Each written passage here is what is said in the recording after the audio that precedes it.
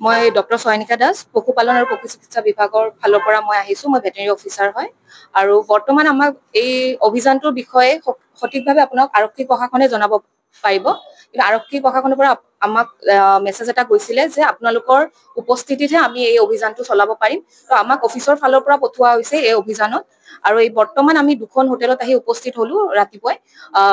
এখন আমিনিয়া হোটেল আৰু এখন পিকমি হোটেল আৰু এই দুখন হোটেলত বৰ্তমান সাসপেক্টেড বিফ মিট পোৱা গৈছে যেটো আমি বৰ্তমান আপোনাক বিফ বুলি ক'ব নোৱাৰো কাৰণ ফৰেনসিক ল্যাবৰেটৰীত যাব যিখিনি স্যাম্পল কালেক্ট কৰা হৈছে তাৰ পিছতে কনফাৰ্মেটৰি ডায়াগনচিছটো আমি আপোনালোকক ক'ব পাৰিম যে কি হয় মিটটো আৰু এতিয়া বৰ্তমান আপোনাৰ আমিনিয়া হোটেলত 8.6 কেজি ফ্ৰেছ মিট যেটো উদ্ধাৰ কৰা হৈছে আৰু গোটেইখিনি আমি সিজ কৰিছো আৰু নেক্সট কুক মিটো লোৱা হৈছে তাৰ পৰা স্যাম্পলও লোৱা হৈছে আৰু পিকমি হোটেলৰ পৰা 7 কেজি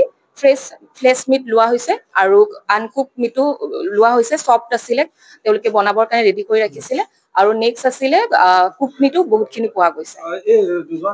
নামটো আপোনালোকক আমি আৰক্ষী প্ৰশাসনে জনাব আৰু আটক কৰিছে নে নাই সেই বিষয়ে মই ক'ব নোৱাৰিম আৰক্ষী প্ৰশাসনে আপোনালোকক জনাব পাৰিব আৰু দেখোন আমি আপোনালোক জনাম নিশ্চয় গম পাব দেই এতিয়া আমি এইখিনি ডিসক্লোজ কৰিব নোৱাৰো ইয়াত ভিজিট দিয়া হৈছে ইয়াত আমি পাইছোঁ আমিনিয়া হোটেলৰ পৰা ইয়াত আমাৰ কালেক্ট কৰা হৈছে এইটো এপ্ৰক্সিমেটলি